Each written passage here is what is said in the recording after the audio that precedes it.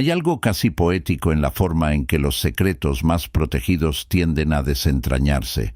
Los gobiernos gastan miles de millones construyendo muros de clasificación, desplegando unidades de contrainteligencia, implementando protocolos de seguridad compartimentados, y sin embargo, a veces todo lo que se necesita es un asiento de ventana en un vuelo comercial para que todo se derrumbe. Y encuentro esta historia en particular absolutamente fascinante, porque demuestra algo que las agencias de inteligencia de todo el mundo siempre han sabido, pero rara vez admiten. No puedes esconder algo que vuela en el cielo para siempre. El año era 1981. La Guerra Fría estaba alcanzando uno de sus periodos más tensos. Ronald Reagan acababa de entrar en la Casa Blanca con una retórica agresiva contra lo que famosamente llamó el imperio del mal. La Unión Soviética, bajo el liderazgo envejecido de Leonid Brezhnev, estaba vertiendo recursos en proyectos militares diseñados para contrarrestar la superioridad tecnológica estadounidense, y en algún lugar del vasto complejo industrial de la URSS, los ingenieros estaban dando los toques finales a lo que se convertiría en la aeronave de combate más grande y pesada jamás construida, una máquina tan ambiciosa que las agencias de inteligencia occidentales se negaron a creer los informes iniciales sobre su existencia. El Tupolev Tu-160, que la OTAN eventualmente designaría como Blackjack, no era solo otro bombardero, era una declaración, era la respuesta de la Unión Soviética al B-1 Lancer estadounidense, excepto que los soviéticos, siendo los soviéticos, decidieron que su versión necesitaba ser más grande, más rápida y capaz de transportar más armas nucleares que cualquier otra cosa en el cielo. Esta era una máquina diseñada para penetrar las redes de defensa aérea más sofisticadas del planeta, entregar su carga útil y regresar a casa. Y, durante años, su mera existencia fue uno de los secretos militares más celosamente guardados en la historia soviética. Pero aquí es donde la historia toma un giro casi absurdo, porque a pesar de todas las medidas de seguridad, a pesar del espacio aéreo restringido, a pesar de la legendaria paranoia de la KGB sobre los espías occidentales, el Tu-160 fue expuesto al mundo no por un operativo de la CIA, no por un desertor, no por imágenes satelitales, sino por un pasajero, aleatorio en un vuelo comercial de Aeroflot, que casualmente miró por la ventana en exactamente el momento equivocado para el secreto soviético. Ahora, antes de sumergirnos más profundamente en esta increíble historia de exposición accidental, si estás disfrutando de este tipo de contenido sobre secretos de la Guerra Fría y tecnología militar, realmente apreciaría que presiones ese botón de suscripción y le des me gusta a este video. Ayuda al canal a crecer y me permite seguir trayéndote estas historias fascinantes que la historia convencional a menudo pasa por alto. Confía en mí, esta solo se pone más interesante a partir de aquí. Así que configuremos el escenario adecuadamente. Para entender por qué la exposición del Tu-160 fue un fracaso de inteligencia tan catastrófico, necesitas entender qué estaban tratando de lograr los soviéticos con esta aeronave y por qué estaban tan desesperados por mantenerla oculta. El bombardero estratégico había sido central para la disuasión nuclear desde el amanecer de la era atómica. Cuando Estados Unidos lanzó armas nucleares sobre Hiroshima y Nagasaki, lo hicieron desde bombarderos B-29 Superfortress. En los años inmediatos de la posguerra, el bombardero era el único medio para entregar armas nucleares, y ambas superpotencias invirtieron fuertemente en desarrollar capacidades de bombardeo intercontinental. Los soviéticos, partiendo de una desventaja tecnológica significativa, trabajaron frenéticamente para desarrollar aeronaves que pudieran amenazar el territorio estadounidense. Para finales de la década de 1970, la competencia de bombarderos estratégicos entre las superpotencias había alcanzado un punto crítico. Estados Unidos había estado desarrollando el programa B-1, un bombardero supersónico de geometría variable diseñado para reemplazar al envejecido B-52. El B-1 representaba una nueva filosofía en el bombardeo estratégico. En lugar de depender puramente de la altitud alta y la velocidad, usaría una combinación de penetración a bajo nivel, radar seguidor del terreno y firma de radar reducida para colarse a través de las defensas aéreas soviéticas. El liderazgo soviético observó estos desarrollos con creciente preocupación. Su flota de bombarderos existente, aunque impresionante en tamaño, se estaba volviendo cada vez más vulnerable. El Tupolev Tu-95 Bear, con sus distintivas hélices contrarrotativas, era una magnífica pieza de ingeniería, pero era ruidoso, lento según los estándares modernos, y su firma de radar lo hacía relativamente fácil de rastrear. El Myasishchev M4 Bison estaba envejeciendo de manera similar. Los soviéticos necesitaban algo revolucionario. Lo que me fascina de este período es cómo ambas superpotencias estaban atrapadas en una carrera armamentística tecnológica donde cada avance de un lado requería una respuesta del otro. Los estadounidenses desarrollaron el B-1 para contrarrestar las defensas aéreas soviéticas. Los soviéticos necesitaban un nuevo bombardero para contrarrestar las defensas aéreas estadounidenses. Los estadounidenses entonces necesitarían mejorar sus defensas, y así sucesivamente, en un ciclo interminable de acción y reacción. Esta dinámica impulsó una enorme inversión en innovación tecnológica, pero también creó un tremendo desperdicio y riesgo. Entra el programa Tu-160. Lo que me fascina de esta aeronave es que representa quizás el proyecto de aviación más ambicioso que la Unión Soviética jamás intentó. Los requisitos eran asombrosos.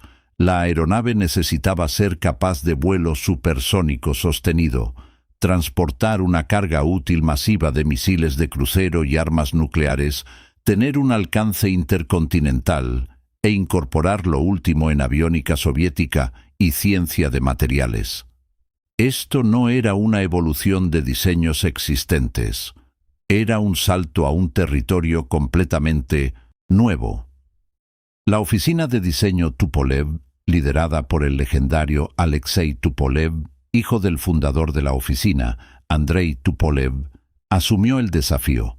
El Tupolev mayor había sido uno de los gigantes de la aviación soviética, diseñando aeronaves icónicas como el Tu-95, y sobreviviendo a las purgas de Stalin, a pesar de haber sido encarcelado en una sharashka, un laboratorio prisión donde científicos cautivos eran forzados a trabajar en proyectos militares.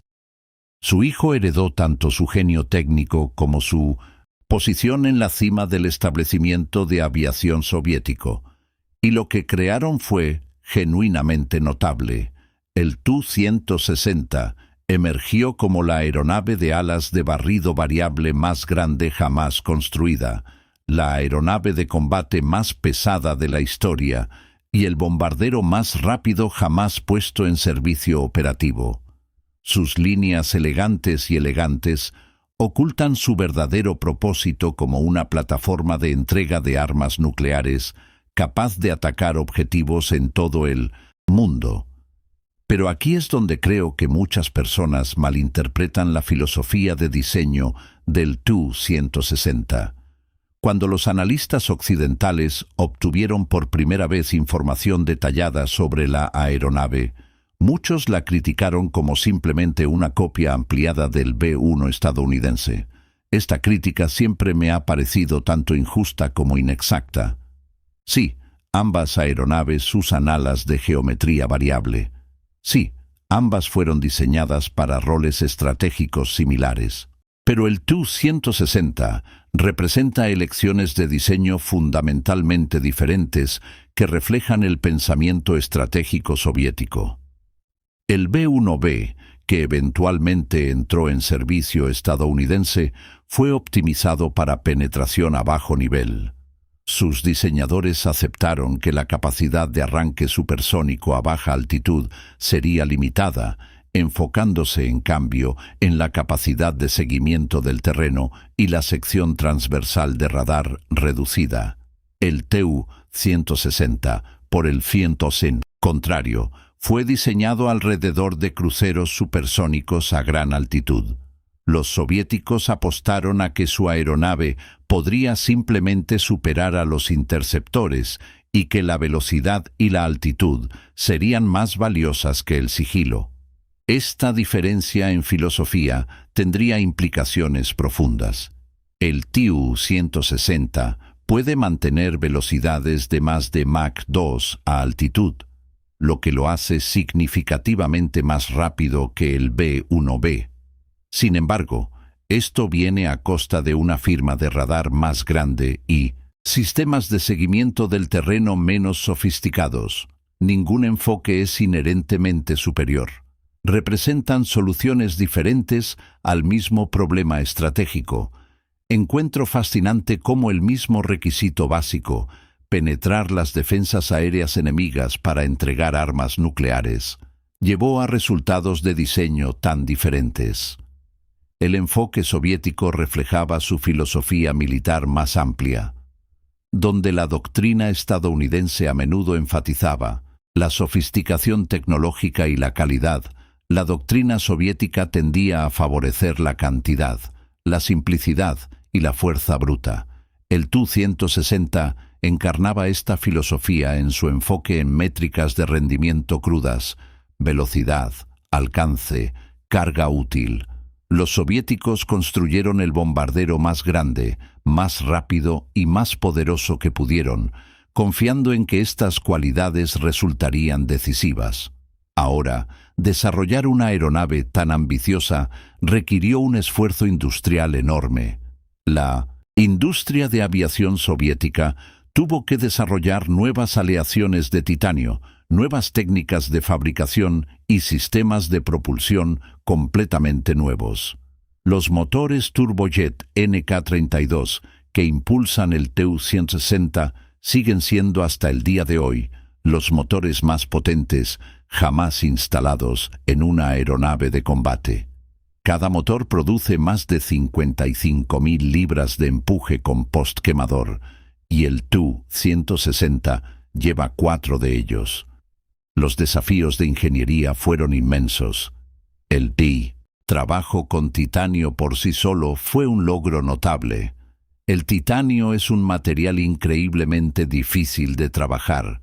Reacciona con el oxígeno a altas temperaturas, lo que hace que la soldadura sea desafiante. Requiere herramientas especializadas y procesos de fabricación. Es caro y difícil de obtener. Sin embargo, los soviéticos habían desarrollado una considerable experiencia en metalurgia de titanio a través de programas anteriores, particularmente el interceptor MiG-25 y el submarino clase Alfa. Esta experiencia resultó esencial para el Tu-160, el MiG-25, que encuentro como una de las aeronaves más fascinantes de la Guerra Fría, había impulsado las capacidades soviéticas de titanio a nuevos niveles. Diseñado para interceptar el bombardero estadounidense B-70 Valkyrie planificado, que finalmente fue cancelado, el MiG-25 estaba optimizado para la velocidad por encima de todo. Podía alcanzar velocidades de más de Mach 3, lo que lo convertía en una de las aeronaves más rápidas jamás construidas. Las tensiones térmicas a estas velocidades requerían un uso extenso de acero y titanio en el fuselaje. Las lecciones aprendidas del programa MiG-25 informaron directamente el desarrollo del Tu-160. Todo este trabajo tuvo que ser realizado en absoluto secreto. Los soviéticos estaban profundamente preocupados de que cualquier filtración de inteligencia permitiera a los estadounidenses desarrollar contramedidas antes de que el Tu-160 siquiera entrara en servicio. La aeronave fue desarrollada bajo múltiples nombres en código, con diferentes instalaciones trabajando en componentes sin conocimiento completo del proyecto general. Los vuelos de prueba se realizaron desde aeródromos remotos con protocolos de seguridad estrictos. El espacio aéreo fue cerrado, la cobertura de radar fue manipulada y los trabajadores fueron sometidos a intensas verificaciones de antecedentes y monitoreo.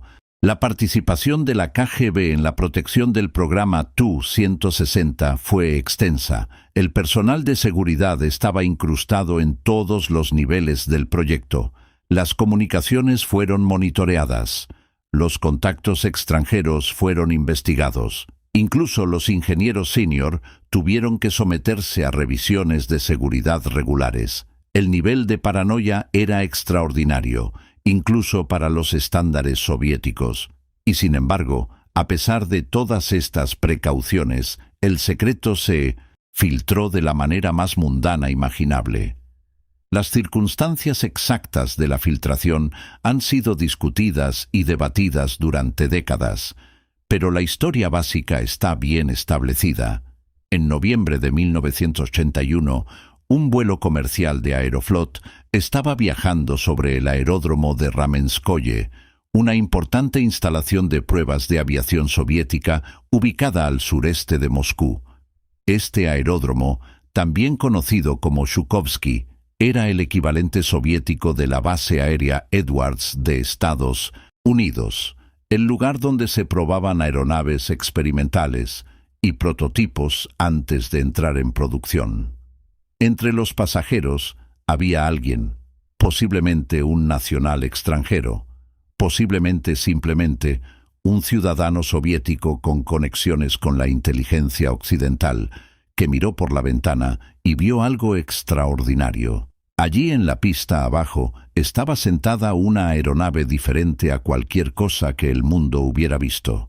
Su forma distintiva con alas barridas hacia atrás y un fuselaje elegante era claramente visible. El observador, quienquiera que fuera, logró proporcionar una descripción de lo que había visto a los servicios de inteligencia occidentales. Algunas cuentas sugieren que se tomaron fotografías, aunque esto nunca ha sido confirmado definitivamente. Lo que encuentro notable sobre este incidente es cómo ilustra la vulnerabilidad fundamental de cualquier programa militar a gran escala. Los soviéticos podían controlar su espacio aéreo, podían restringir el acceso a las instalaciones de fabricación, podían compartimentar la información, pero no podían impedir que sus propias aerolíneas comerciales volaran sobre sus bases de pruebas. La misma infraestructura de la sociedad soviética, que requería viajes aéreos domésticos para funcionar, creó una ventana de vulnerabilidad que ninguna cantidad de seguridad podía sellar completamente. Esta no fue la primera vez que algo así sucedía. En 1960, el avión espía U-2 de Gary Powers fue derribado sobre la Unión Soviética, causando un importante incidente internacional. Pero al menos el U-2 era una operación de inteligencia deliberada. El Tu-160 fue expuesto por accidente por la operación rutinaria de la infraestructura civil. Los soviéticos, por todas sus medidas de seguridad, habían fallado en considerar esta posibilidad. La comunidad de inteligencia en Occidente se electrificó con esta información. Se aclara la garganta. Durante años había habido indicios y rumores sobre un nuevo programa de bombarderos soviéticos. Las imágenes satelitales habían mostrado la construcción de instalaciones inusuales en ciertos aeródromos. Las intercepciones de comunicaciones habían captado referencias a proyectos de aviación avanzados. Pero esta fue la primera evidencia concreta de que el programa había alcanzado la etapa de prototipo. Quiero enfatizar cuán significativo fue este momento para la inteligencia occidental. La Guerra Fría era fundamentalmente una guerra de información. Ambos lados dedicaban enormes recursos a recopilar inteligencia sobre las capacidades del otro. Cada nuevo sistema de armas descubierto era una pieza del rompecabezas, ayudando a los analistas a entender el panorama general de amenazas. El Tu-160 representaba un gran vacío en el conocimiento occidental, y su descubrimiento impulsó esfuerzos intensos para aprender más. Lo que siguió fue un esfuerzo intenso para recopilar más información.